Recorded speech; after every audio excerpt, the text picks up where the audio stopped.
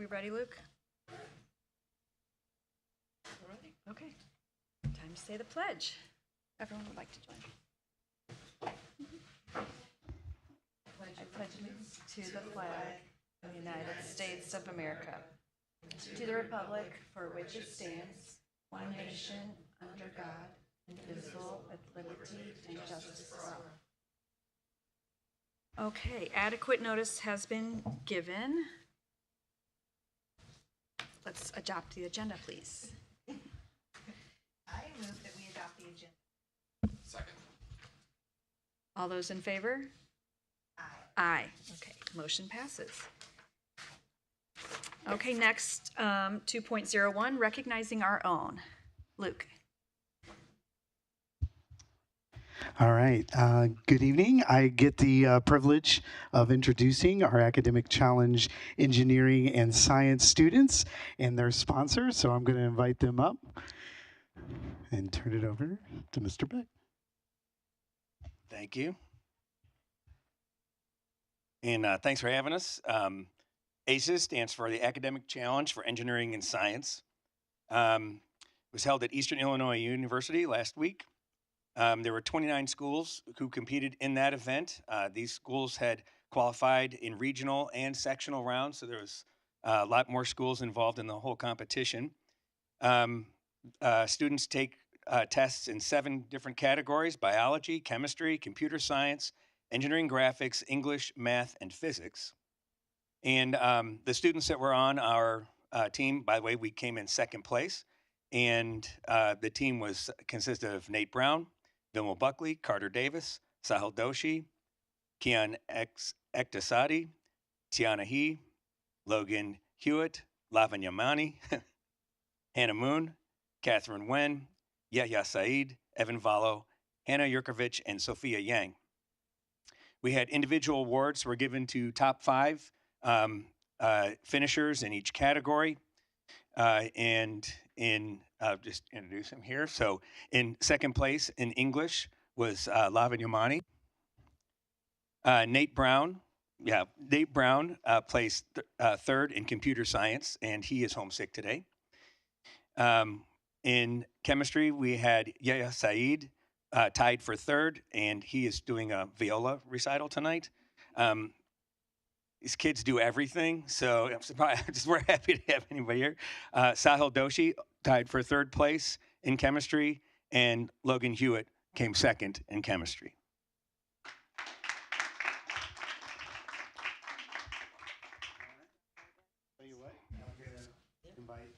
Congratulations, that is quite a trophy. Very impressive. Actually, I'm going to stand right here, face the audience. Take a quick picture.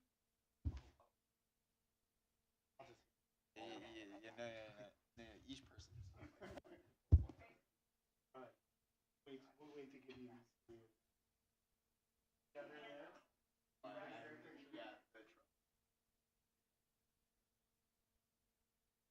Oh yeah. Oh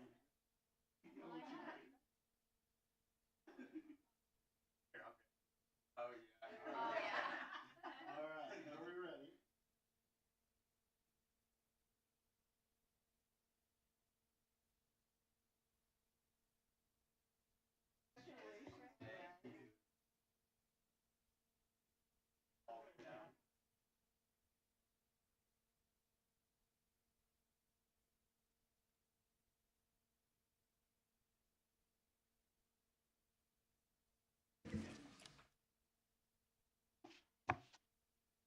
Thank you. Congrats again. Very impressive. Okay, Superintendent Communications, Dr. Patel. Or Luke, sorry, do we have any public comment? We do not. Okay, thank you. So I do want to let the students know, oh, never mind. There you go. You are free to go. That's what I was going to say. You don't have to sit here for the whole time. But thank you for being here. Congratulations again. I didn't know if they wanted to spend the whole evening with us tonight, but apparently not. They're like, we're done. Out of here. Hello, everyone. I can't believe it's April. It's fast and furious. The last couple of months of school, there's a lot of events happening. First one I just wanted to highlight, I know it's been a few weeks, but Luke, if you don't mind, if you can get to that slide for me, thank you, is our prom. We had prom a couple of weeks ago, and it was held at the Smith, which is the motorcycle museum. And that was actually a location that the students picked. So we had about 350-ish students in attendance. The night was great. We got really good feedback. And there were, best news, there were no discipline issues that we had to deal with. We usually wait for at least 24 to 48 hours before we hear anything. We were all clear. So great event, and I know the kids had a lot of fun at that. So wonderful seeing some pictures, and I really want to thank Tashawn, Regina, Drew at the high school who really puts all this together, and of course all the staff that volunteer their time and chaperone this event. So that was another great night. The next one I want to highlight again is at CHS. This was a day of service. And so we had over 90% of the senior class actually gave back to the community on this day. So the other grade levels had the testing happening, and our seniors went out, and there was a lot of engaging with younger students. So some of them went to the elementary schools to help there. Some of them were sorting and organizing all kinds of donations. Some of them were just walking and taking care of different animals at animal shelters. I think there were like 11 community events or events that they took part in, and so I'm really proud of the seniors for doing this and giving back to that. And then the rest of them, as I said, were testing. So that was a good day for all of our seniors at the high school. And then the next event that's been happening that I wanted to highlight was our Clayton Education Foundation. They had their Alumni Association Induction Hall of Fame over the weekend. And the Friday night, we had about 10 new inductees into the Hall of Fame that are Clayton graduates. And we also honored 4 distinguished educators. And if you haven't been to one of those, so Friday night it was at the high school, and they got formally inducted. And then Saturday night was the gala where we, basically celebrated them. But if you haven't had a chance, and we do this every 2 years, the stories that you hear and the journeys that our students who graduated from here and how they're changing the world is amazing. The distinguished educators who were a part of Clayton for years and years, and the stories that they have also, it's just inspiring to be a part of that. So if you haven't had a chance, in 2 years, it will be here again. So hopefully you get to be a part of that. And I want to thank especially the Clayton Education Foundation for putting this together for us. They've put a lot of work and effort into this. And just yesterday, another part of it, we don't have a slide for it, but we were part of the prize patrol from the Clayton Education Foundation, who gave away over, I want to say around $30,000 or $35,000 worth of just grants to our staff members. So we went to all 3 elementary schools, and we went to the high school and surprised the staff members who won those awards. So that's a really good, feel good as well. So our foundation does a lot of work for us, and I appreciate them. Legislative update. I'm sure you've all heard, I know you've gotten emails about this, but Senate Bill 727, which started off with like a 12-page bill, ended up being a 167-page bill, is now headed to the governor's office to be signed into law. Some of the things that were a part of it was, one of them was increasing teacher beginning salaries from, hard to believe this, but from $20,000 to a minimum of $40,000, just the starting pay. Another part that is impacting is the state funding formula and how they're going to be counting enrollment as well as attendance into that. Another thing, of course, is expansion of voucher programs. When we look at the Clayton and our school district, we will have minimal effect. Our teachers starting teacher salaries a little over $51,000. But and then state funding, we don't rely as much on it. But I think for us, what we have to look at is really the idea of public education and where this is going. So while it may not have any immediate impact on us, I think we need to think about as a board and as a community long-term impacts on different districts and the philosophical view behind this, what this message is. So that passed, and we'll see where it lands on the governor's. It is going to be on the governor's desk. He has 15 days, I believe, to sign it into law. Or if he doesn't do anything, becomes law. I know there are a lot of districts, and there's a push for us to like send letters to the governor in opposition of this to see what he does. And then finally tonight, our one presentation will be on professional learning. And I'm looking over there because our professional learning coordinator, Janet Cruz, and Dr. Garganigo will be presenting the work of our professional development committee and all of the professional learning that occurs in our district, and even long-term goals. They just completed a 2-year study. I believe the last time they were here at the board table, hard to believe it was maybe 2017. So today we'll get an in-depth learning about everything that's happening. And I want to take a moment, I'm going to pause, and I want to thank Janet Cruz. And I know she's going to hate this moment right now, but Janet Cruz has given 25 years to this district. She is the reason a lot of what you see happening in professional learning in our district. And she's retiring. So we are really indebted to you and the impact you have made in this district. Janet, I know I've only worked with you for 3 years, but it's immeasurable. And I really want to thank you from the bottom of my heart for what you have done for our district and the impact that you have made here, truly. So yes. And then before I hand it over to Mohini, I almost forgot, and I would not forget. It would have been hard for me, but Heike, thank you. It's administrative assistant week and day today, but thank you for everything that you do, not only for the superintendent, but also for the board. And I was gonna get you flowers, but I was like, Heike, usually you get flowers, so I didn't want you to get flowers for yourself, so I didn't get her any flowers. So I'm glad someone got her flowers. Well, I'll interrupt and say, these flowers are for you from the board. Many people maybe don't realize that Heike is not only assistant to Dr. Patel, but also to all of us on the school board. And she does an incredible job keeping us all organized, reminds us all about our meetings and setting up our meetings and making sure this table and all the details are perfect for us. So we all appreciate everything you do. So thank you. Okay, Mohini. Hi, everybody. Hope everyone's enjoying their short week. So the first thing I wanted to give an update about was the EOC, specifically biology. On Monday, the entire junior class took the biology EOC. And I remember a couple weeks ago at another board meeting, we discussed really how accurate these statistics were and if we were looking at actually represented the people who were taking the test. Especially there were like worries that people weren't trying or what kind of effort was going into it. And so first thing off the bat, I talked to honors, regular, and AP students of biology. And when they first look at the test, everyone found it pretty much extremely approachable.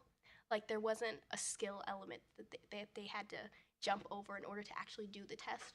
So the curriculum was preparing them for it. And so many people actually went on to attempt it because they found that it was something they could actually do. But further than that, a lot of teachers actually created an incentive to do well on the EOC. They said that if they were to, get the scores back in time, they would put it in as a grade if it was better than their current test grade, like currently right now. And while I don't think that necessarily probably will work out, a lot of kids actually ended up doing their best, trying really hard, because grades are really important at this stage and it would only have a positive impact. And so a lot of kids took the whole hour to work on it, to do their best on it. And so I would say in regards to biology, I think this year's scores are probably going to be pretty accurate because of this incentive the teachers gave. And so I think that's definitely a good way to make students try on the EOC while also not, making them worry about studying for it and sacrificing other classes and responsibilities for it. And then my other update was we talked a lot about the Merrimack Elementary building renovations. And so I brought it to the SBSA, the School Board Student Advisory Council, where we talked to all grades, freshmen to seniors, and they all come from different elementary schools. So we asked them about, questions that really reflect the idea of what's happening with these renovations. And we first discussed about class sizes, so like in terms of population. And one group of students, it was very divided actually in the class. Some believe that, small class sizes is better because, you get the connection with teachers, less distractions, really focusing on the learning. However, some of the seniors were actually pointing out that as a kid, they found that they enjoyed bigger classes better because it allowed them to contribute to socializing and getting those key, like, emotional learning skills. And so, especially kids who went to Glenridge, they said because at the time they went, there was like a lot more kids. They actually found that when they transitioned to Whiteout, they could really see the social differences. I'm not sure if that's necessarily true, but I think, there's like support on both sides for the population itself. And then we actually looked at, class sizes in terms of physical space as well. We discussed it. And a lot of kids felt that other than like realistic necessities, obviously, like the emotional environment was what's critical, not really, the physical confinements. So there we were looking at decorations, the teachers. And what we found that was students value above all else, above class sizes, above, the physical confinements was, the teachers themselves. They found that even the best teacher could make anything work. And so I think the main idea of our discussion at the SBSA was, I think Clayton ideas, the small class size and like trying to maintain that. But I think, regardless of whether we're able to maintain it, kids really find that, the overall, well-being of their teachers and how the social environment works can ultimately work regardless of, keeping that specific number. So we're excited to keep discussing that. Thanks, Mohini. And thanks for bringing that to the advisory. I appreciate the feedback. That's helpful. Okay, 7.01, Milena and Tony, speaking of which, Merrimack Elementary building renovations. Oh, sorry, Milena. Sorry, professional learning. I skipped you. Sorry. Mohini was talking about that, and then I jumped right to it.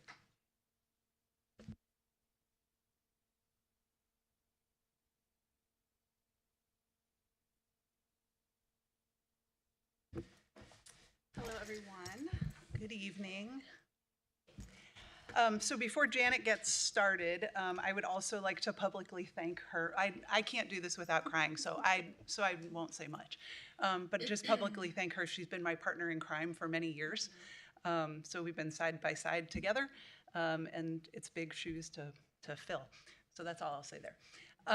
As we move into the professional learning review, this is similar to the content areas when we're doing curriculum review, so with the cycle. So the work is a 2-year self-study. We came to the Teaching and Learning Advisory Council for some feedback and some input, and then coming to you tonight with our long-range goals for our work. Some of what you'll see, the presentation tonight will be a little bit more than what we've typically done with the content areas, just to provide some perspective and some shared understanding around what we mean when we talk about professional learning. And the fact that we have standards similar to content areas, et cetera, but people aren't always as familiar with those. And so this provides us with an opportunity to share those with you and to give you some context of our work around professional learning, because it is something that we consider a hallmark within this district.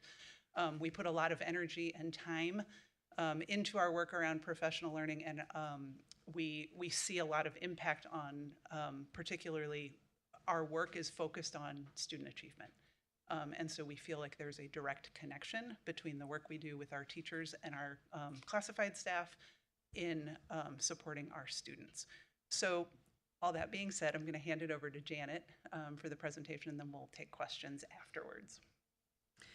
So I love any chance to talk about professional learning. It's something I'm super passionate about. And I have Clayton to thank for that, because you all gave me the opportunity to really develop that passion that I have in the time that I've been here. So we're just going to give you some highlights from the report that we sent you, the things that we think we really want to make sure that you have a clear understanding about. The first part is actually a definition of what is professional learning from Learning Forward, which is our international organization. So all the states and several countries really contribute to the work of this organization. So the big ideas here is that it's about the knowledge and skills that the staff and the educational staff need in order to meet the kids' needs, right? Helping them to succeed. And then the pieces at the end are really the conditions or the components that are really important to us in terms of it being sustained and intensive, so it's not just a one-shot deal. It's collaborative, it's connected to your job. Anything that can be part of your regular job is going to be more beneficial. It's driven by data, and it's focused on what's going on in the classroom. When we think about what it's grounded in, the Learning Forward provides standards for us. Just as Melina said, every content has standards, so our program standards it was recently updated, so the kind of star shape is new this year. They've identified content standards, processes standards, and then conditions standards. Been around for a really long time, but they've really updated it to make it relevant to where we are as a culture, really. And the graphic on the left really just indicates that when you have standards that are guiding the work that you're putting together in terms of professional development, it's going to impact the educator's knowledge and skills and beliefs, which will in turn impact their practice, which will in turn impact the students and their performances. We also have local standards, so these are our standards for professional practice that are part of our evaluation system. It's what we expect of our teachers, and then they get feedback on those as well. So both those national standards and the local standards guide the kind of professional learning that we're offering. This is our mission statement for professional learning. This was on the front of the information that you all got. And again, grounded in the stuff that we just looked at, but it really highlights three things.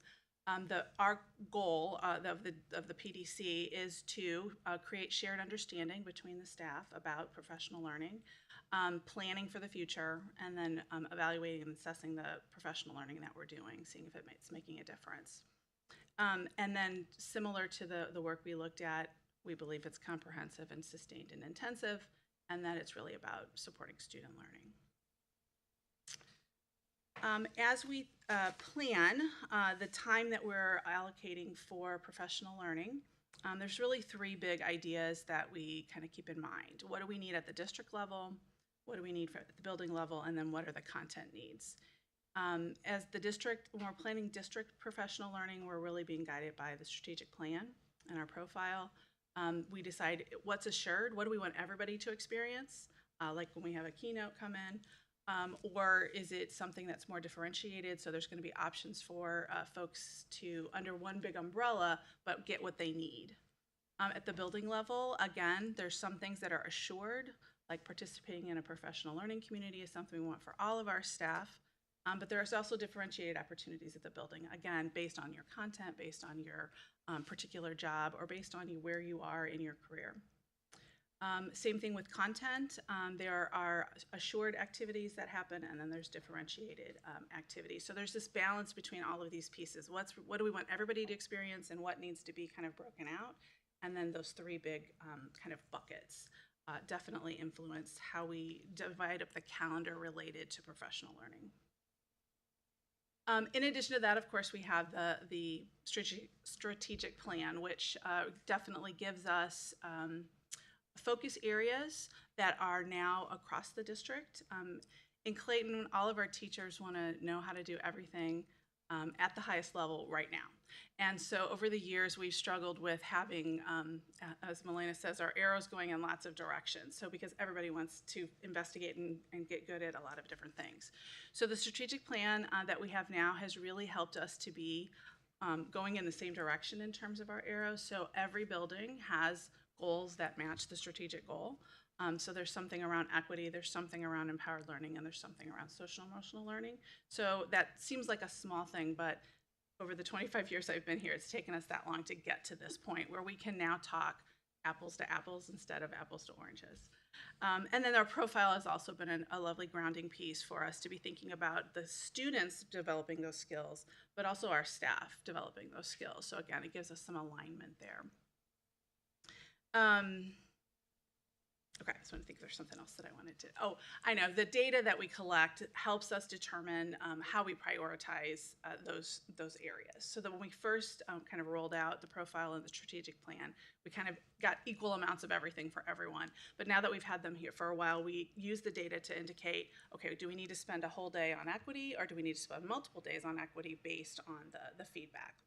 So what that feedback looks like, we use a system called KickUp that helps us look at teacher perception after an event occurs. So they fill out surveys. This particular data set you're looking at is from last school year, and it's for all of the events that occurred over that year. And we look at things like we have really good, over the years, we've had really good feedback in terms of we're giving them time to reflect and incorporate the learning into their practice, and it's relevant to the roles and the work that they do. It also lets them say, okay, here's where I was in my understanding when I started, and then here's where I am afterwards. We're looking for growth, obviously, there. So again, that's reflected in this data. Additionally, there's open responses, so they can comment on their connection to their students. They can comment on the connection to their own professional learning growth plan, and then what needs or supports they might need moving forward. And that's something that the PDCs, the content areas really comb through and try to think about how does that impact the next plan that we're going to have. We're also really excited. We've started doing over the last several years, really since the last time we were here, what we call walkthroughs. And this really helps us go from perception to application or implementation. So instead of just saying, here's how I feel after this event, we have teams of teachers at each building who look at their goals. They look at the PD that they've done related to those goals, and they create indicators of what it would look like if the learning was impacting kids. Then they go into classrooms in teams and they say, do we see those things happening? And we get that data back. So it really takes us, again, from just how we think it's going to impact to, is it really getting to classrooms? So up here you see in last year we had 467 instances of those walkthroughs throughout the buildings.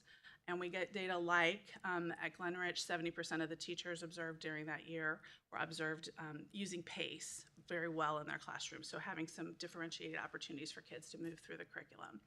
At the high school, there was 58% observed using effective wait time. So we are able to take that back and say, oh, we worked on that, and now we're seeing it happen in classrooms.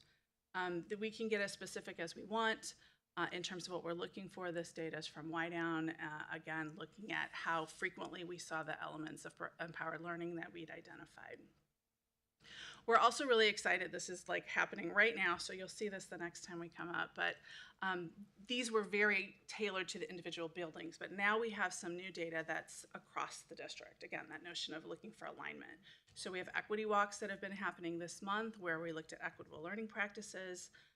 We have, what's our other one? Oh, PLC, the PLC learning that's going on across the building. We have that's also being collected to see like what are the practices that are happening around professional learning communities with teachers. So this gives us an opportunity to look across the district and not just at the individual building. So we still can do the individual school goal building walkthroughs, but this bigger piece kind of gives a broad stroke of what's happening. PDC also, or PD, has state requirements tied to it. So we wanted to just kind of spend a few minutes talking about those. One is related to the funding, which this has probably the least impact on us here in Clayton. But because not every school district values professional learning the way that we do, there is a requirement that 1% of the funds that they receive from the state are allocated specifically for professional learning. That amount for us is actually pretty small. We spend way beyond that because of what we believe about professional learning. But this is really important for other school districts because that isn't always true. So we're really glad that exists, and it kind of solidifies our place in the program. In addition to that, there are some other things that have to be in place. One is that we have a professional development committee, that committee is really teacher-based and actually elected by the teachers, so the representation has to come from the teachers. In addition, we have administrators that we work with as well. The direction from the state says these are the things that we need to be working on as a committee. And we also kind of oversee that there is an induction program for our new teachers, there's a 2-year program that also involves providing and training mentors, and that we use standards to guide the learning that we do, which is why we talked about that already. And then it also ensures the amount of time that we need to be spending on professional learning. Now, we also know that research shows that 49 hours and above is what it takes for something to get to the implementation level. So the state requirement is significantly less than that. We work really hard to make sure we're working towards that number. Right now, we have 48 hours of kind of guaranteed professional learning through our PD days. Those have been moved to full days. We used to have early release time, and based on feedback from our families, we've moved to the full day model. So far, that's working great for our teachers, and we hope that's also working great for families as well. That doesn't include all of the PD that we do. There are definitely other things that happen in addition, everything from summer institutes to umbrella meetings, which are where teachers across the district from the same grade level get together. There are staff meetings that's used for sometimes for professional learning. And then there's things that happen during the school day, like plan times where PLCs meet and that sort of thing. So it's just really guaranteeing that as a district, we have these 8 days that we've really guaranteed for professional learning. So here is where we're headed for our goals. The goals that we've proposed for the next 4 or 5 years are as follows. We want to continue that emphasis on the strategic plan. There are some specifics in the action steps that we're looking at, like really fine-tuning some components of that, defining what that looks like in practice. We also have been doing the PLC model, which for a very long time, and most districts do, that notion of teachers coming together, creating common assessments that's related to their curriculum, then getting that data back and saying, what is it telling us about what the kids are learning, and then making adjustments for either the whole class or individual or students that need something a little bit different. What we have found, though, is that the implementation of that has been uneven over the years, sometimes due to clarity of the processes or the skills related to that. So we've really leaned hard into that this year, and there are some things we want to continue with as we're calling it a reboot on the process, including this new term, multi-tiered systems of support, which is really just looking at what are the systems that are happening, and then what's happening within an individual classroom to support every single kiddo to succeed at the level that we want them to. We also, over the years, have developed some protocols around observing practice, so teachers going into each other's classrooms to learn and give feedback.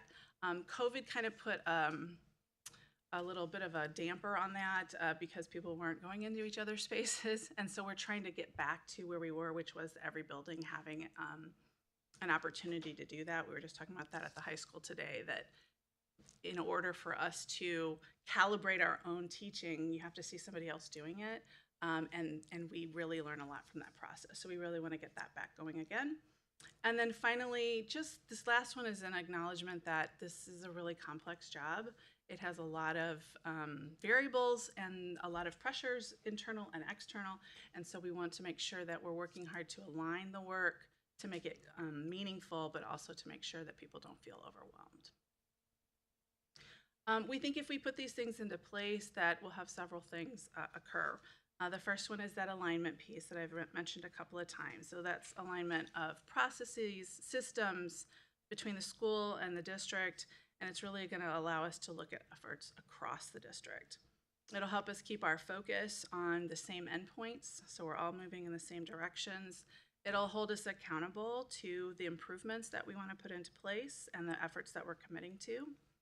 It's going to allow us to go deeper with the work that we're doing and with a few things as opposed to going surface with a lot of things. And then finally, it'll give us an opportunity to share, to observe all the great things that are happening in the district, and seek out inspiration externally to push us and keep challenging us. In terms of next steps, we have a summer leadership retreat. We've, over the last couple of years, really turned that into, it used to be in August, kind of to kick off the year.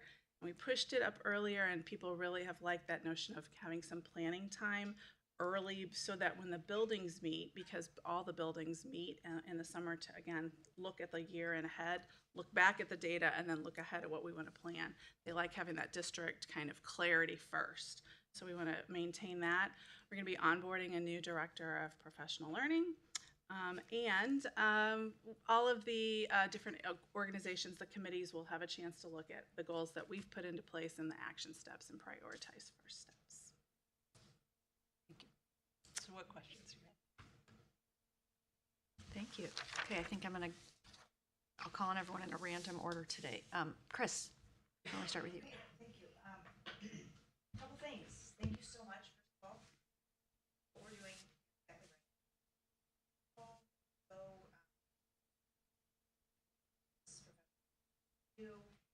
So,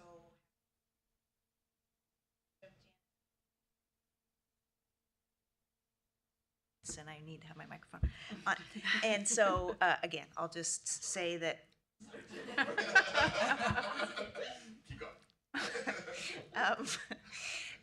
So anyway, thank you, and amazing presentation. I really felt like I got a really clear picture of what you guys are doing, what your intention is around what you're doing, how you measure it, all of that. I was really happy that you have the specific action steps like you always do. So to me, I don't have a ton of questions, so I feel really good about what's going on. My one thought, I have maybe two thoughts. Okay, so some of the required, we talked about how the required state training has been increasing. On page 4, it talks about dyslexia, active shooter, suicide prevention, McKinney-Vento Act. These are all face-to-face trainings. So when do those happen? Are those on PD days that those are happening? Generally, no. So Okay. generally, they're happening during staff meetings. Okay. So we work with the principals to determine the best time for it to happen, mainly site-based. Okay. What I will say is that we see staff meetings also as professional learning times. Yes. So it is eating into our professional learning time. It's just not eating into the 48 hours that we have Gotcha. on the calendar. But it is taking up time that normally would be used for PLCs to meet or for Right. building PD to happen or something like that. Good. Where we can, with some of those trainings, build them into like content-specific things. So like the dyslexia piece, I think, is a good example of something that can be built into content-specific things. Then it feels like it's more applicable. Some of the other things are just things that we have to do. Exactly. It's really depressing when we put out the calendar, and then we tend to put our staff meetings in there as part of like when we look at the big picture. Yeah. And then when you start putting in the trainings, it's like, oh, I only have 3 building days of the Yeah. staff meeting pieces. So Yeah. it is a little bit frustrating. Yeah. I will say the other thing that we didn't talk about in this report that's also a part of our, like we have a compliance training. It's like an asynchronous compliance training piece that is multiple hours Okay. that teachers are required to do on their own time. Okay. Actually, all staff in the district is required to do it annually. Okay. And so that's also a component of like when we think about professional learning, we don't see those things as professional learning, Got but we understand that they're necessary. Yep. So they're a necessary part of our work, but it's not about learning as much as understanding legal components, et cetera, that we need to know in order to do our jobs well. Right. So we don't necessarily push against that. Right. As long as it's not pulling from learning time in a significant way. I think one of the things that we're pretty cognizant of is the fact that the state continues to add more and more on, and things don't come off the plate. So like if I think, 10 years ago, we weren't doing the number of hours that now we're doing annually. Exactly.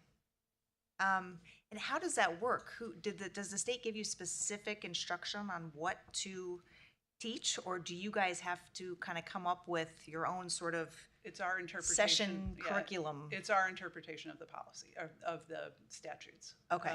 And so Okay. sometimes the state will gotcha. give you some sort of guidance around what that looks like, and sometimes it's up to us.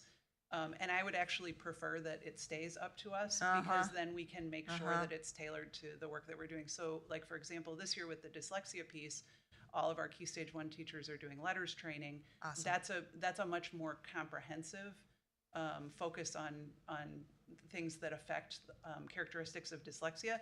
And so we're actually going deeper than Yeah. what we have done in the past. And I Yeah. think we actually had a training today with it, and the teachers are coming out of it. It's a lot of work. Yeah. But the teachers are coming out of it feeling better prepared I bet. for things within their classroom. Love that. Okay, thank you. The other question I have is, okay, so on page 14, I love the point that you made about that when you went to the Teaching and Learning Advisory Council, one of the things that came out of sharing, with them was the idea that they want how the PDC can influence what and how educators share about their learning on PD days with families and students. And I think that's a really important idea. I'm so glad it was in here because, again, the more we can communicate with our families about what's going on, the stronger they feel about, wonderful work you're doing, and their awareness of that, the better they can be partners with their classroom, teachers and their students. So I love that.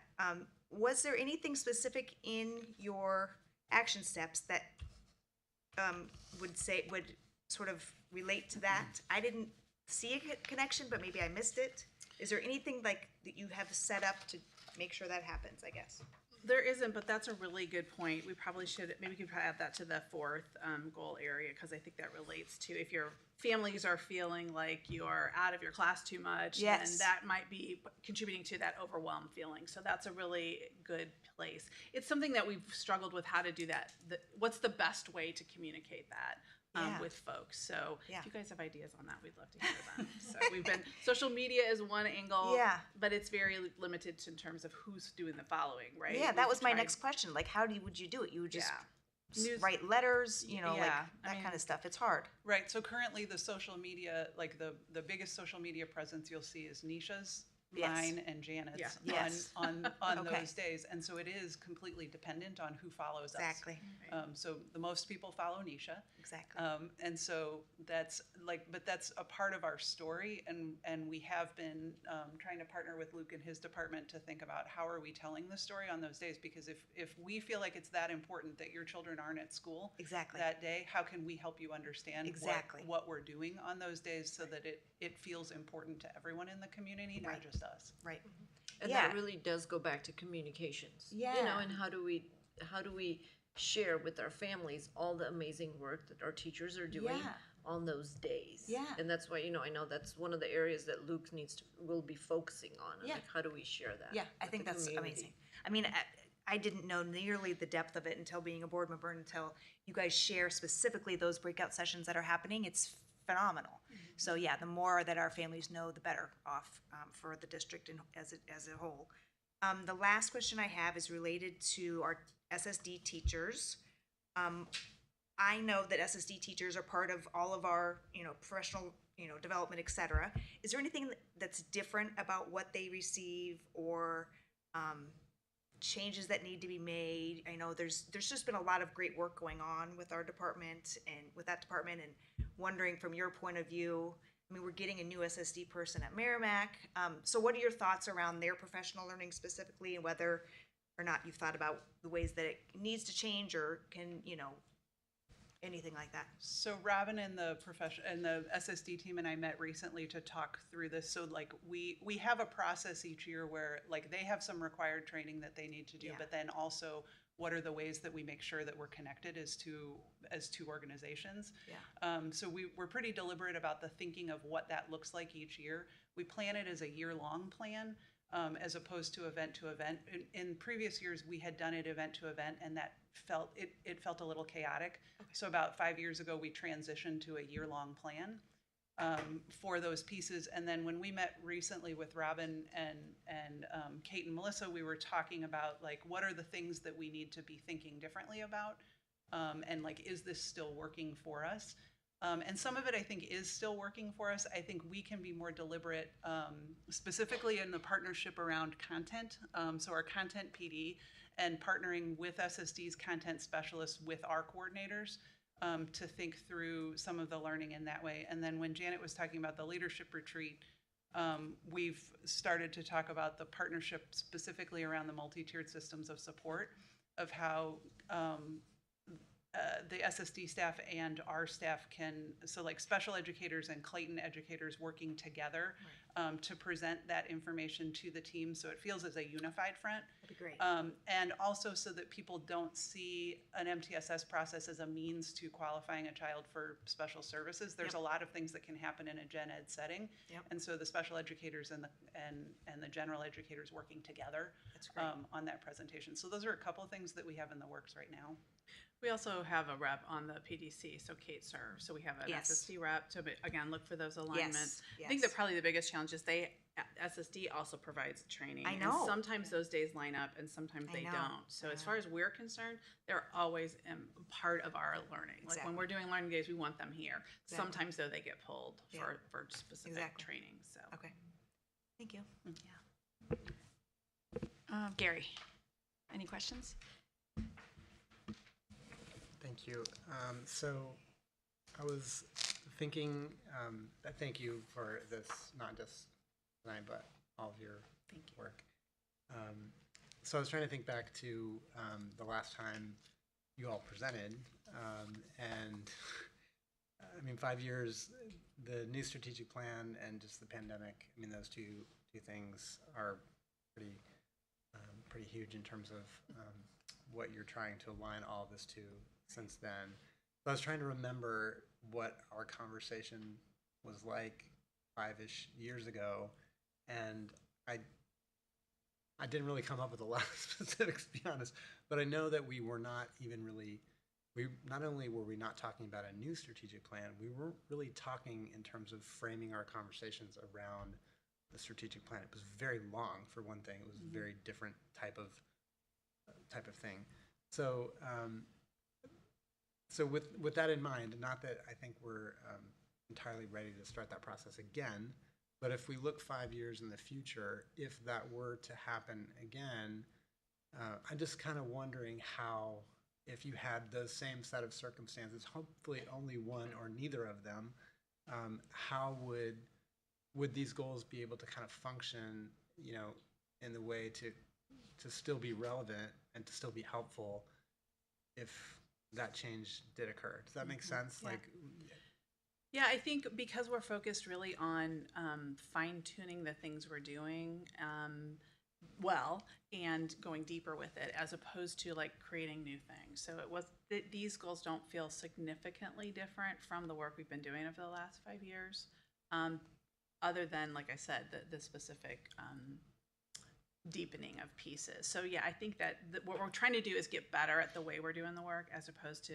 like just finding new work. do different That work makes sense. entirely, maybe. Is it framing it within that same common language that we all have of the strategic plan more than doing different learning? I Like, think help it's me with that. ultimately because it's centered, like everything that we're doing with professional learning, so like everything we do is centered around student achievement. And so the goal is still the same. The how that we get there may look different, but if we were to change, because I think what you're asking us is if we were to change the strategic plan, would our goals still be relevant? Right, because goal number one is maintain a professional learning focus on the strategic plan. Right, So if it changes, like, And I what- think because our strategic plans are generally focused on student success, that's always going to be our where we're headed towards. And so I think I think they're going to stay relevant. Janet alluded to this, like my big thing is about lining up our arrows. So like, let's make sure that we're all headed in the same place and we're headed towards that. How we get there may look a little bit different, but it really all comes back to our students. And so I feel confident that these are going to hold tight for us. Yeah, I do too. I was just thinking like 5 years ago, if you'd asked the average teacher, what's your building goal and what are the district goals? I know you wouldn't have gotten the same answer from every teacher. And they may have said, I have no idea. I feel really confident now. Any teacher you think ask in could this room tell that would us what the strategic plan goals are and what their building goals are. And what the profile of the graduate competencies are. Yeah, Right. within, maybe missing one, but in terms of like having a good Pretty good. sense, that's huge, right? That we all know where we're headed. It's a really big deal. Yeah, I think that makes sense. And you kind of alluded to this in terms of lining up arrows, not errors. Line up errors. speaking of errors, so lining up arrows, I don't know if it would be helpful to maybe give a little bit of context in terms of, this might not be a fair characterization, but the way I think of it is that professional learning was a bit more siloed before, and that this has provided a framework that it can be less siloed, even if it's, differentiated in different places. So I don't like, maybe even describing what used to happen and like the changes and how this has moved in that direction. Like, I think that would be helpful. Sure. So one of the things that we have changed over the years of us working together has been the difference between planning from event to event and having year-long plans. And so we are currently in the process, and that's the PD plan that I bring to you that you all approve, but you all approve it from a very high level. There's a whole lot of other layers underneath that I don't bring to you. But that's a lot of our work is what's going to guide us, that we know now in, coming up in May, where we're headed for next year and sort of what the big topics are that we're going to focus on. We don't necessarily know every small detail yet. But I think that has helped some of our work to feel different, and that the recipients of the learning also know that plan. So it's very public, the year-long plan. People understand what we're focused on, and like Janet said, they all know that it's going to be focused on one of the 3 areas of the strategic plan, and that the profile is going to be embedded within that. Yeah, I would agree. I just was thinking about some meetings we had in this room where we were like listing all of the initiatives going around, and there were like so many. And so even though we're still doing a lot of things, it's always couched within, one of these 3 big buckets, and how those 3 buckets kind of interact with each other. So empowered learning really is both social, emotionally connected and equitable. So people are seeing the connections. The parsing is really just to be able to hone in on the individual knowledge and skills that we need to understand so that we can implement it. But I think we just talk more about how the pieces are connected together. We also, the documentation that we have people submitting to us is also aligned in that way. So when you're determining what the event is with it, so your building PDC is determining your event, then what's the connection to the strategic plan? What is what's our measure to know that we're moving in that way? And then the data that Janet showed around Kick-Up is helping us to measure that also from both a perceptual lens as well as a sort of deeper lens. And with the Kick-Up piece, one of the things that's important about that is that teachers submit that it's not anonymously submitted, because one of our theories of practice there is, if you need support or you need help with something, I need to know who you are to know who to support. And so that, while that was a sort of hump at the beginning, we have a lot of people filling that out, and that's a part of our work with the PDC, is spending time knowing who are we going to touch base with. And so it could look like coaching, it could look like, but that's that ongoing job embedded piece that Janet talked about that we feel like is so important. So it's not just the PD day, then there's a whole lot of stuff that happens in between that PD day leading into the next one, and helping support people from the last one. Great. Okay, last question. Are there things that, with these goals in mind, that you, is there support in terms of resources or things that you need to be in 5 years reporting, successful projects or progress on these goals, do you anticipate needing to ask for? Or? No, as long as we stay well-funded the way we are, then we feel like we can continue to do, like everything that we've asked for in this report, I said would stay within my existing budget, and I feel comfortable with that. But we also know the luxury of we are really well funded with professional learning right now. So like the 1% of state money is not anything near what we're devoting our budget to. Okay, great, thank you. Thank you. Jason, any questions? Yeah, just one question. The district lab classroom just sort of like grabbed me. I think that's a really interesting concept and a great way to sort of career ladder a little bit for folks. Maybe take just 45 seconds and toot your own horn on that program a little bit. You do.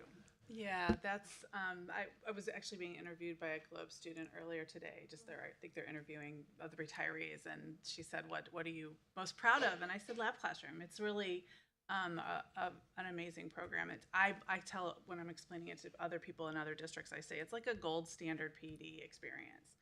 Because it's 2 years, so it's that sustained and intensive. It's a cohort of teachers that choose to learn together, to be coached, to be vulnerable and say, this is what I'm working on. We always joke that, like, I'm going to come to a group of people, show my soft underbelly. Like, this is the thing I'm struggling with the most. That's why my coach is working with me. And I now want you to watch it and give me feedback on it. But we do a lot to build up that trust among the group so that they can be vulnerable with each other. So they go and observe each other's classrooms, they give each other feedback. The learning that we do up front is like an assured experience. They all have kind of similar learning, but after that, it's totally based on the group and the things that they're working on, and we work to provide the PD that will help them get there. So it's a pretty cool thing. It's also us showing them our soft underbelly. Yeah, that's right. So like Janet and I will often use that group as a group, like when we're leading learning with that group, we're like, oh, let's try it. Yeah. And it's like, who are we going to try it with? We'll try it with Lab Classroom, because it also shows the same vulnerability that we're asking them to show, we show. And I'm thinking about the teachers that are here from Yeah. the PDC, and I think every single one of them has been a part of Lab Classroom. Yeah. Thanks. Leo. First of all, thank you for all that you're doing on this, and congratulations on your retirement. I was going to ask about the exact same language you focused on, Chris, at the top of page 4, talking about the state requirements and how they cut into. And since Chris already asked about that, I guess I would be curious to quantify what that impact is. And you said it's changed over time, and quantifying that change over time might be interesting too. Just getting an idea of what, maybe not now, but in the future, if there's a need to push back on something, starting to develop what's the degree of burden that the state's putting on us. Mm-hmm. I know you guys don't want to push back on something maybe I might want to push back on something. That's it. Yeah, that's a fair question, because it has felt more significant over the years. Yeah. And kind of arbitrary too, some of the pieces. I understand. And you don't have to answer that now, of course. That's just a thought I had. Thank you. Thanks. Pam. Hi, thank you so much. I really appreciate the focus in this document of how you separate and explain the difference in how you educate adult learners rather than student learners. And I think that that's beautiful and, as you know, so important. I think I just have 2 questions. You spoke about the year, like you plan now for a whole year. How do you take teacher input through the year when they have things that they want to learn about? How do you pull that in? Yeah, that's a really good question. I think the data is the piece that helps us adjust and change that path. And things like COVID, that was another one that, helped us or forced us to change our path. But things like that, or new legislation comes out, or curriculum implementation, whatever. So those are the pieces that help us. I think that's something that we can always get better at in terms of the feedback. It tends to be more local. So in the building, there's kind of either through the feedback that they put in, kick up, like I said, there's always this open box that's like, what do you need? But also there's some anecdotal conversations that happen, I think, among staff or with leadership or at committee meetings, and we can make adjustments at that point. A lot of the buildings have been doing like putting in little choice sessions where the teachers have like what's going on. So I'm presenting about what I'm doing, and then teachers have some choice to kind of learn from each other. Or there might be, we bring in an outside person, or we might ask like Melena to come over and lead something because we need some help with whatever. So those are the pieces that are definitely adjustable as the year goes on, but it's still kind of on that path towards where we said we were headed.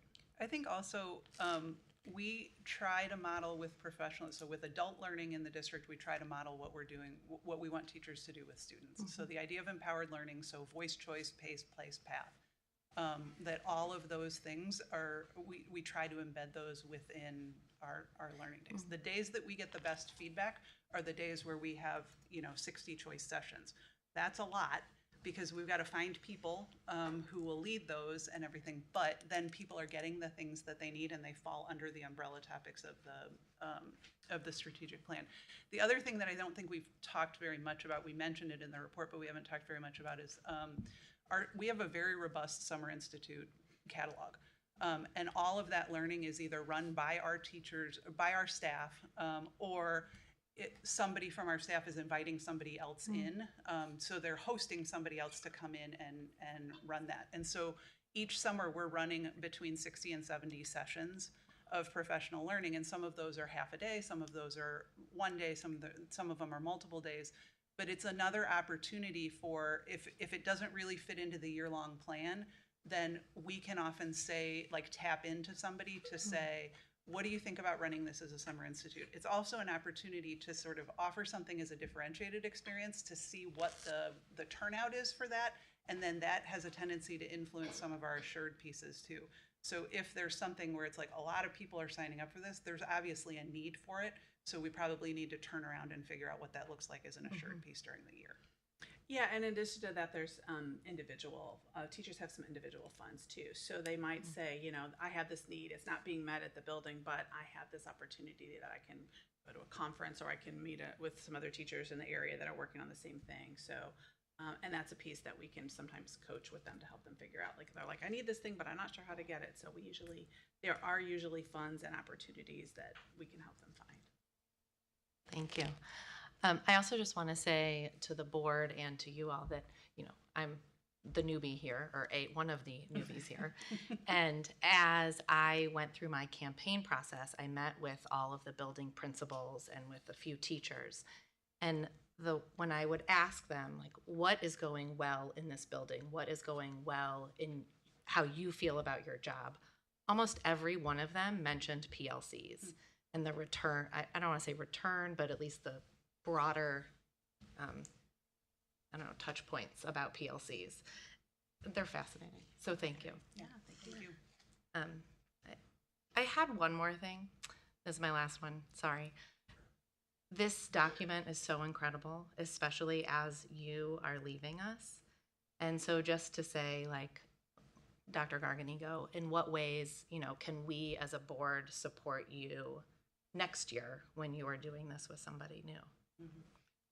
The good thing is that the somebody new is somebody who is pretty ingrained with professional learning, somebody that Janet has worked with for a long time, and so the transition piece is working very well in being able to continue to partner with Janet as we think through those pieces, and I know she's only a text away.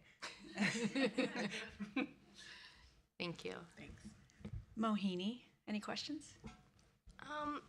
My question was, like, do you collect student feedback, and if so, how is it, like, incorporated? Yeah, you brought that up at the Teaching and Learning Council, and the committee was really intrigued by that question. So we don't have an official way to do that, but we're interested in trying to figure that out. That notion, the group asked the students that were there, said, you know, if this is a shared experience, how do you make sure every teacher is actually doing it? Because we've noticed that maybe that doesn't always happen. So that's part of where I think the walkthroughs come in as well, because that's getting us into classrooms and seeing where things are happening. It's not necessarily taking feedback, but it's hoping to see what the students are actually doing with the learning that we're asking of teachers. So I appreciate that question. I don't have an exact answer, but it definitely is something that resonated with the teachers. Because I will say, like, with students at least, they sometimes feel like any, you know, comments, whether it's like positive or negative about a teacher, kind of goes into a vacuum. And so I think, you know, an element of, I don't know if what exactly could be put in place, but like surveys throughout the year, or a way, you know, students can really have the outlet to see that their voices are being heard about, you know, the teachers and learning environment could really be helpful, you know, especially, you know, making students feel like they're being heard when it comes to like their education specifically. Yeah, we agree. And similarly to the families, you know, we asked you, what do you want to know about PD days? What's going on? And you were kind of like, well, we don't really need to know. But we do. We just know that we don't have school, and that's great. But we do encourage teachers to talk to their kids about what they, I was out learning this and I'm bringing this back to you because I'm excited about it and I'm trying it, or you're part of the process of me trying to figure it out. Not the, like, you went to a PD and now every class is doing the same strategy. Not that kind of an experiment, but just to keep that communication line open.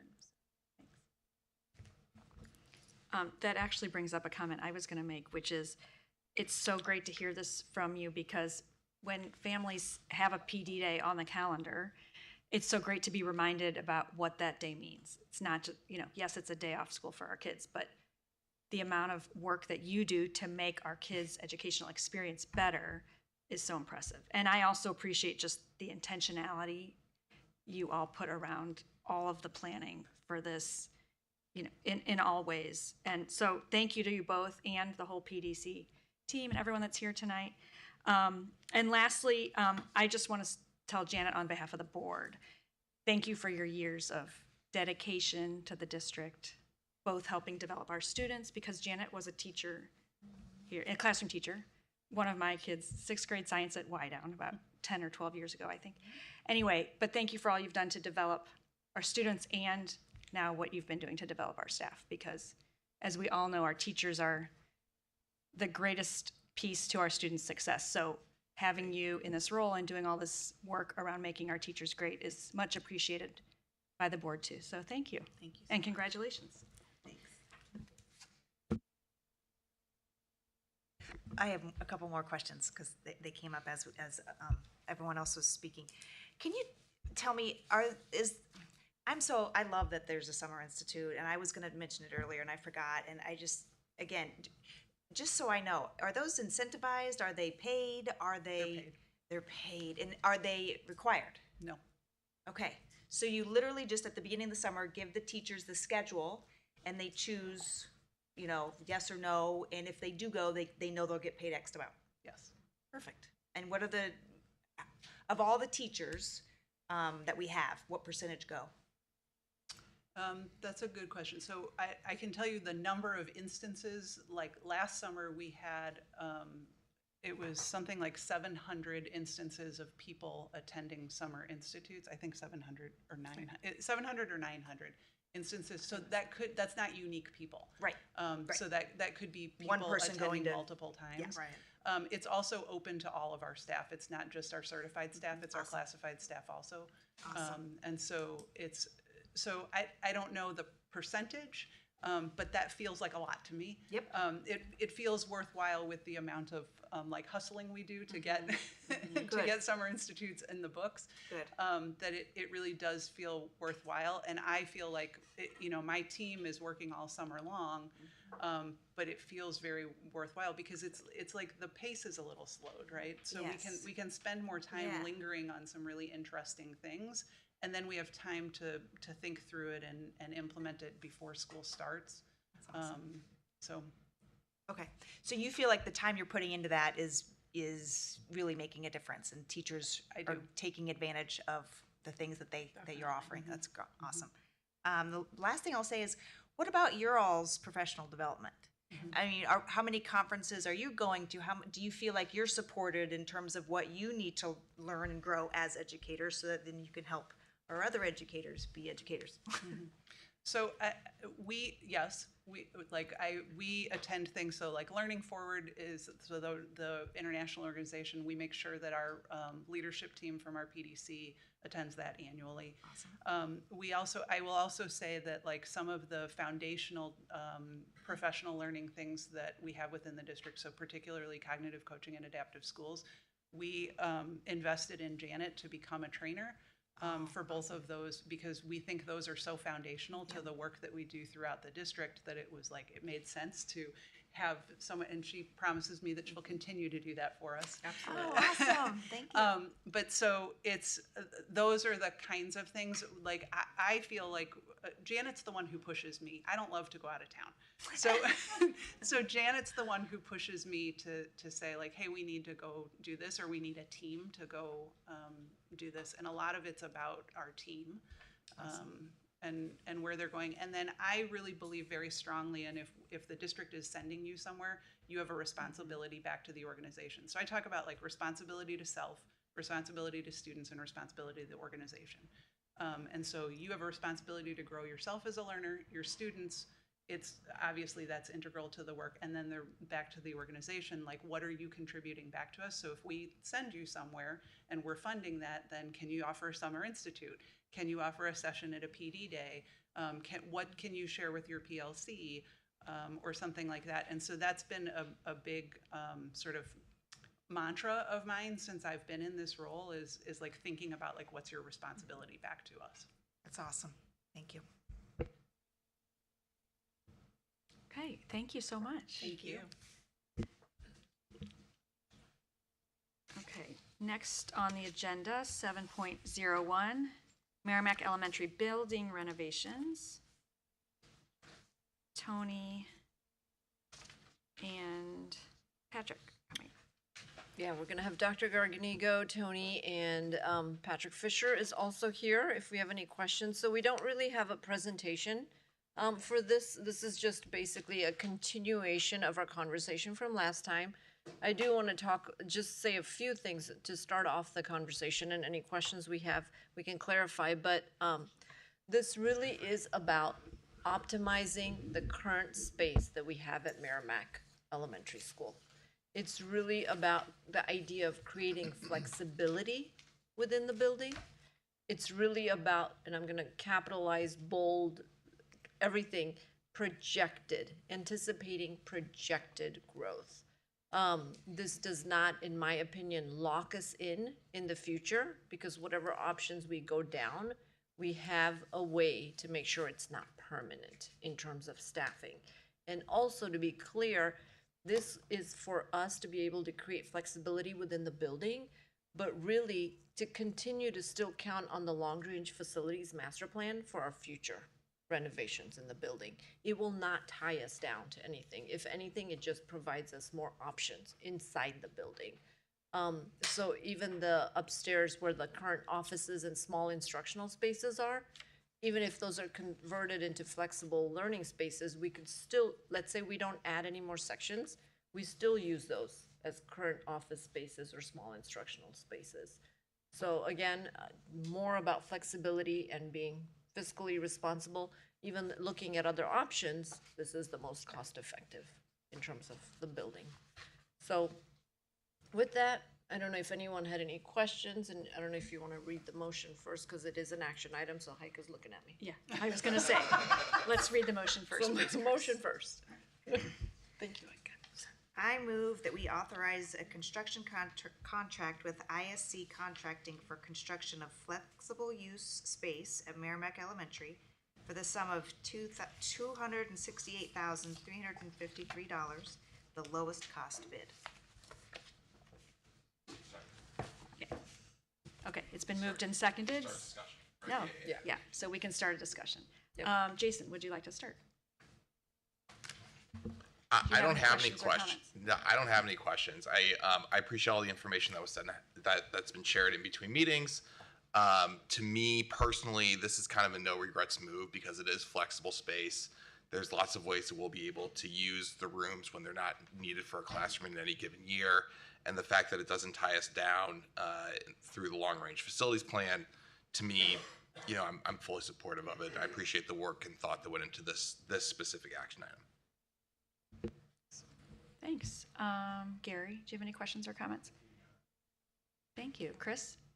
Yeah, just one. Since we have Dr. Fisher here, I was wondering if you could just give us your take on sort of the teacher and staff thoughts around this. If you're hearing things, if you're, again, I'm not trying to, I would love to know the sort of climate or like the temperature over there in terms of, have they been for the last year or two really feeling the constraint, and, you know, have you heard that from staff, and you know what I'm saying? Does that make sense? So when you say constraint, Well, just the lack of extra space, lack of flexible space, I the think, need for more space. I mean, I think what we would look at is, I mean, I think really what it comes down to is class sizes and where are we, how we're looking at moving that forward. Our building has experienced some growth over the last few years, especially from last year to this year. And so with that, it has added additional class sizes. And so if that were to continue and we were to project that forward, if that were, I mean, right now, like Dr. Patel said, it is a projection. If that were to happen again, we would be looking at either continuing seeing that growth and having it really impact classrooms, even more so than it already is, or we would have to find some way to be flexible in what we're going to do. Like for us, for me, it's trying to be as proactive as possible and looking at what kind of flexible spaces can we have, because a lot of times we don't know these things are happening until summer. And so then if it happens in July and we haven't thought about it, it really limits our options on what we can and can't do. And so then we are looking at, do we have really large classes? What do we do? How do we make this work? What are possible solutions? So right now, do we know that our building feels like we have a lot of students in it? Yes. Is it a talking point when you talk to a lot of staff members? Yes. Do we also want to figure out the best possible spaces for the people who are using those? Like most of them are small learning spaces. So these are spaces that are serving some of our students. And a lot of times they are students who have unique needs. So these may be reading needs. These may be students that are working in small groups with our counselor. These may be students who are working with a math specialist and specialized math skills, as well as our multi-language specialist. So a lot of those small spaces are also spaces that are utilized for students. And so we have to be careful on where we're putting those things, because if we don't find an appropriate space for them, it's going to impact those students and those teachers as well. Honestly, like if it's just like I'm willing to give up my space, I can share my space with somebody else other than those privacy things like that. Those things are easy if it's just me. But it's when you get into some of the small group spaces and, needs of like counselors and some of those who have confidential conversations as well, and making sure we can figure out a plan for being able to do that and have a space where kids feel like they can go to somebody and have that conversation and feel safe and comfortable being able to do this, so we can take care of a wide variety of needs. So I do think, are we feeling it? Yes, because essentially what we're asking, I mean, if you think about our art teacher, our music teacher, we're asking them to also teach additional students. So their numbers are going up, and we're trying to figure that out. So they're teaching a lot of kids, and then we're also seeing, like I think right now I may have 1 or 2 classes that are below 20 in any of what we're asking our teachers. So it becomes more parent-teacher conferences. It becomes more conversations with parents. It becomes more feedback they're having to give, more grading they're having to do. So can they do it? Yes. And I have amazing teachers who are doing this each and every day. But the longer we're asking them to do it and the more and more that comes in, I do think we have to think about that too. Thank you. Pam.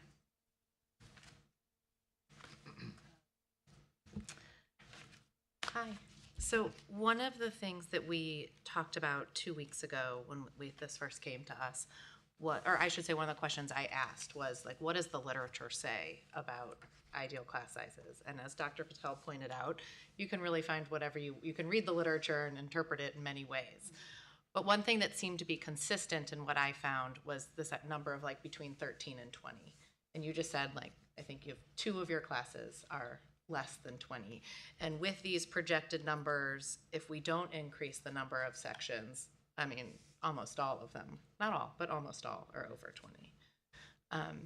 So I really see the value in this, especially because the space can be, flexible, whether it's for next year or years down the line. The other thing that came up that was in this document that we received, we also spoke about it last time, is just, where do we see our numbers going? And, this projected enrollment, especially, like, is this a long-term trend that we're going to see at Merrimack? If so, how are we as a district going to deal with that? I can speak more about it, but I don't think I need to at this time. But I just want to put that out there, that this is something that this is like a real deal. We need to consider it. Thanks. Leo? First of all, I want to say I just want to commend you on handling what's been happening in the past in terms of growth. I remember years ago I talked to an administrator about the challenges of enrollment growth, and the example was, 10% enrollment growth would be huge and it would be very challenging to deal with, and you've dealt with that for a couple of those years. The challenge with this, I think, 2 weeks ago was figuring out how it fit with the long-term facilities plan, which Pam also mentioned. And one of the things that was really helpful to figure out is that we can look at this as a 1 year or 2 year or 3 year solution and have it stand on its own 2 feet, even if we decide to do something completely different down the road. So I want to ask about that and the staffing decisions that we make to fill these classrooms. How are we ensuring that those are kind of not consistent with the flexibility that we see in the space, that those are flexible decisions, that we're not locking ourselves into staffing over the longer term? Sure. So for the staffing decisions, any of the additional classrooms, if we decided, if we needed to add a section due to high enrollment, then we would most likely recommend that we do a 1 year only contract for those individuals. So they would know there's a possibility that it could just be for the 1 year.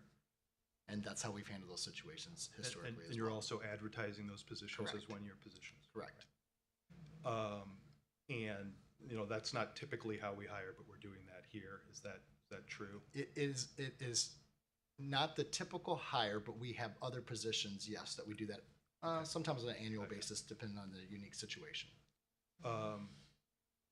Now, I think the discussion here has been around, our student representative went into it. You've got class sizes, and then you also have number of adults in the classroom, and the amount of attention you can give to kids is more based on the number of adults in the classroom rather than class sizes. So we had this discussion about teachers versus TAs. And I take it because the recommendations here that the view of the administration is it's better to have separate sections and have teachers. And I just wanted to ask you to explain what the advantages you see in hiring teachers here are as opposed to going a TA route.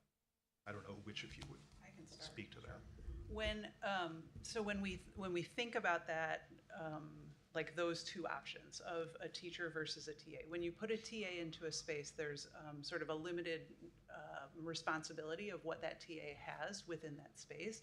And Patrick kind of alluded to this in the sense of like when you have larger class sizes, the teacher of record is still the person who's responsible for the parent-teacher conferences. They're still responsible for the feedback to the students. They're still responsible for all of those things. The TA can support that, but at the end of the day, it's the classroom teacher who's doing that.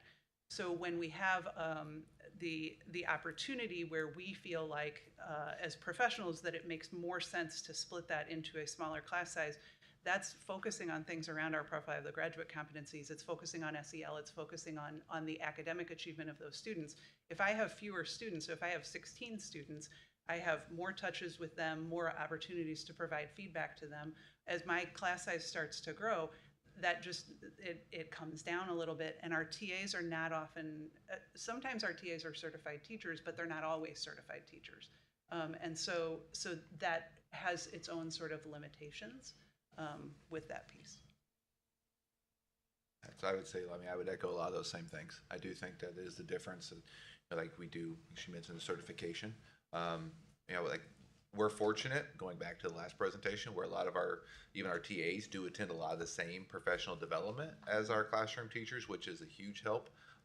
But I do think there's still some of those differences in terms, especially certification experience, some of the years that they've been working. I mean, even just as a building, we talk about PLCs. There's a lot of times while they're doing a PLC, I may have to use a TA to do something else. Because when we think about this, the other thing that this impacts a lot of the buildings. So where if we had fewer students, we might be able to have 2 people work a recess duty. Right now, I need 3 people to work a recess duty, which means I need a TA who can't be at a PLC with a group of teachers because I may need them to be at a recess duty, right? So it's that trickle down of some of these things that also impacts it. So if we do have certified teachers, they're able to have some of that collaboration, some of that work. There's more time for them to work with the coach, more time for them to work with us, and some of those things as well.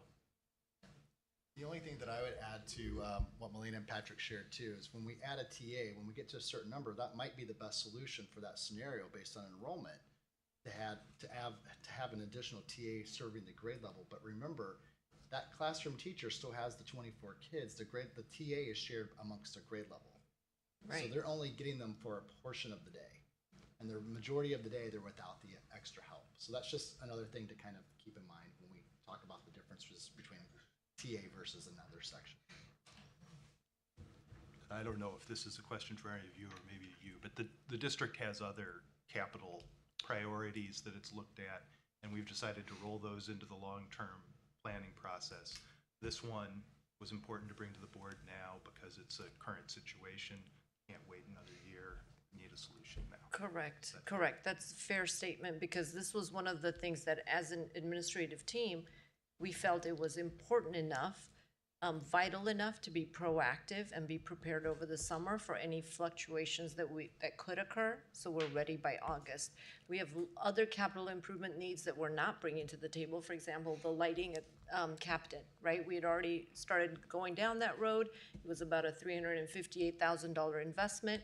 We put it on hold because of the long-range facilities plan. When you think about it, you have Adzik Field, the dugout, the press box at Gay Field.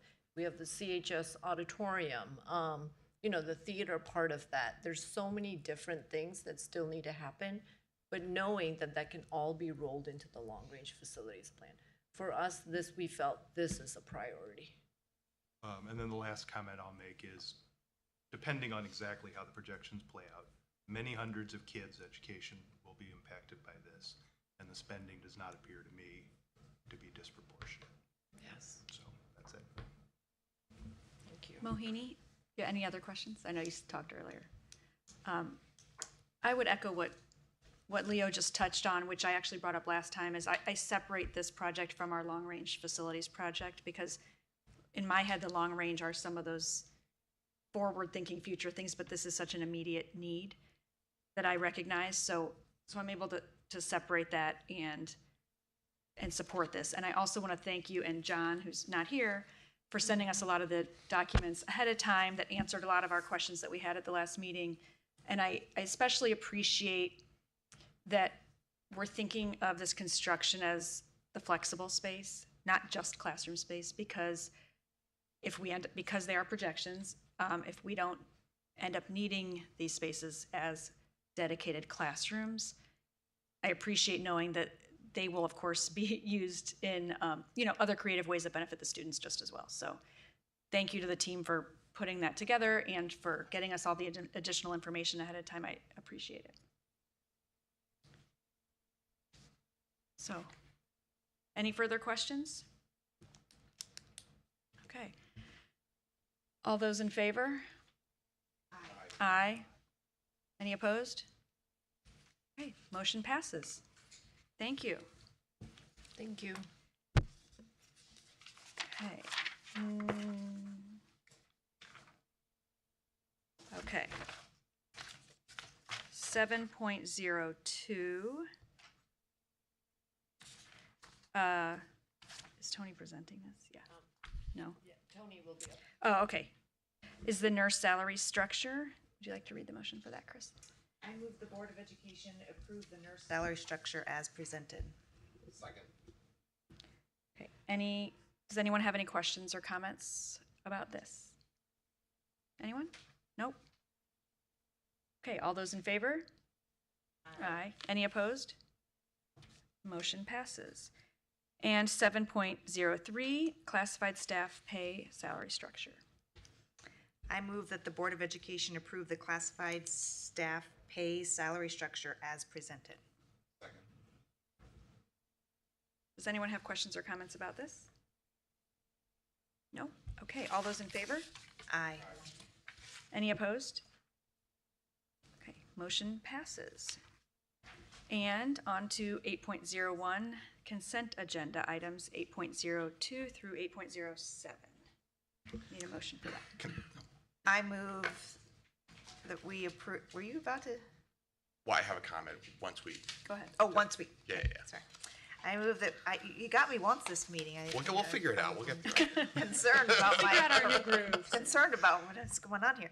I move to approve the consent agenda items 8.02 through 8.07. Second. Okay. Any questions or comments about any consent agenda items? Can I just make Jason? one comment about the financial reporting? So Yes. just to say it in public session here, just to make sure everyone is aware. So there, we just went, as St. Louis County just went through a reassessment of all of its property. And there was an a large amount of challenges to the reassessment. And so what happens is St. Louis County collects the taxes, but then it doesn't disperse the property taxes to the district until that all gets resolved. And so right now we're going to miss our revenue budget by about 20 million. They're withholding $20 million of our money, St. Louis County is, until all those issues are resolved. They'll get resolved. We'll get a good chunk of it back, presumably, but there's going to end up being a budget shortfall, at the end of the year. It doesn't, I've emailed a little bit with John about this back and forth. It doesn't impact our cash flow. There's not going to be any sort of end of year crunch or middle of the year crunch or anything like that. But, just to say that's sort of out there and just something we just need to pay attention to over the next few months while it gets resolved. Once it is resolved, they'll release the funds to us. Okay. Thank you. Any other questions or comments about consent agenda at all? Okay, all those in favor? Aye. Aye. Any opposed? Okay, consent agenda passes. And board committees. Chris, did you have a wellness meeting you want to talk about? Did we not talk about it last time? I think we did. I think we did, right, Robin? Okay. No? You remember I said I could go on and on about it for 2 hours? Yeah, maybe. I remember saying Okay. that. It was amazing. It was the best. But I do have a different one. Yeah, go ahead. I have safety and security. Oh, great. So yeah, we just had our safety and security committee meeting, and I wanted to say something really. Some new technology is hopefully going to be coming into the district. Luke has done an incredible job researching a whole new sort of format for the way that we can respond in an emergency situation. Now we have blue lights, et cetera, but this system is so much more user-friendly and actually would allow every staff member to be able to report an emergency immediately.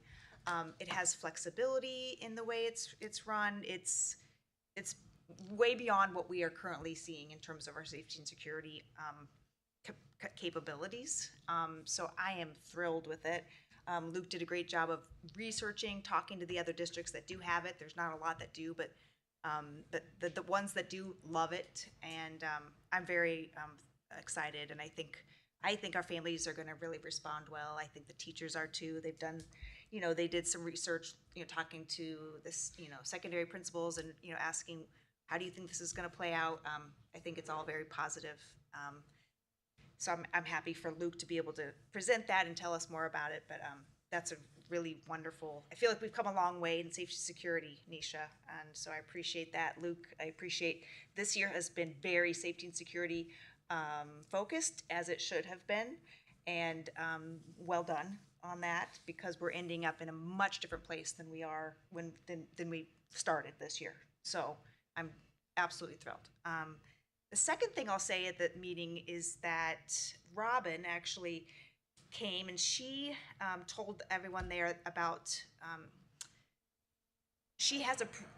going to try to use the right words because they're not you don't commonly say this. Okay.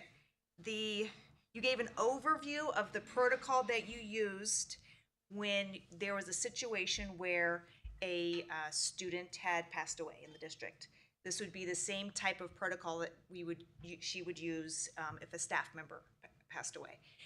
Basically, it's crisis intervention, but it's the way she did it is she basically has a template that she had, goes down and she says, okay, this is what needs to happen, and she gets the right team together to then say, okay, and you're the person that's going to do this, this, and this, and it, we did have that incident this year where a student passed away, and the fact that she already had this in place to utilize this tool so that they could address these problems in a timely way and in an effective way. It just sounded like such an important thing for our district to have in place. And clearly these tragedies, hopefully are few and far between, but the response to them couldn't be more important when they do happen. So I just really appreciate Robin's work on this, and the fact that, the amount of debriefing that you did with the people that you were doing this with, at the beginning of a day, at the end of a day, throughout this entire week, what's working, what do we need?